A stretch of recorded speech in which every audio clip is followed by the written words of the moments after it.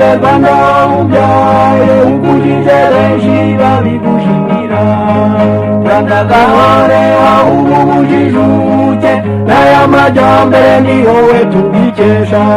Rwanda gahore ahubwo ubujijuke n'aya majyambere ni wowe tubikesha.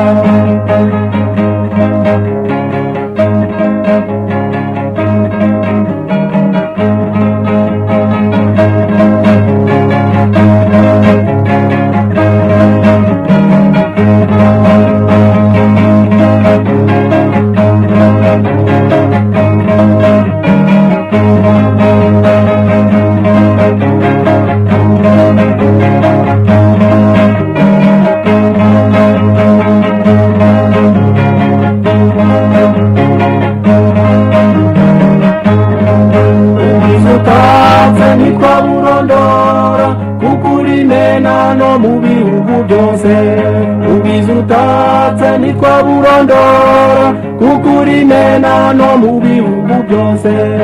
Ufite imisozi iteye neza cyane n'imigezi myinshi n'ibiyaga byiza. Ufite imisozi iteye neza cyane n'imigezi myinshi n'ibiyaga byiza.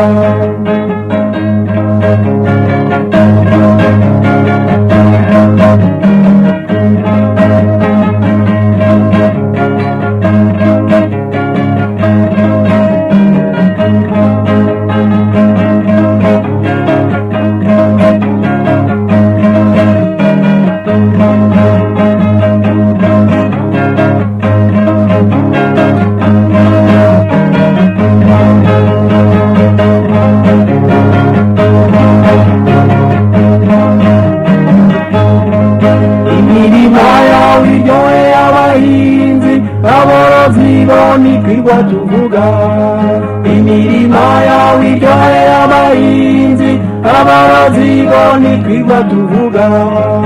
Amashyamba yawe nayo aragutatse inyamaswa zayo zikakwizihiza. Amashyamba yawe nayo aragutatse n'inyamaswa zayo zikakwizihiza.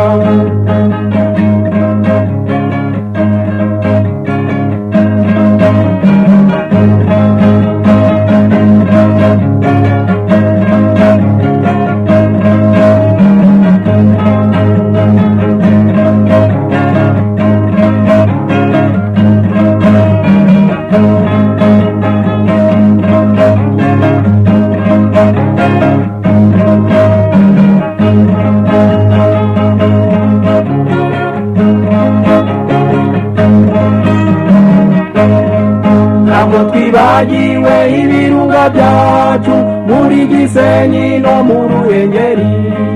Ntabwo twibagiwe ibirunga byacu muri Gisenyi no mu Ruhengeri.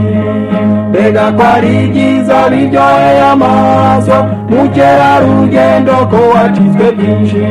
Mbega ko ari byiza biryoheye amaso mukerarugendo ko wacitswe byinshi.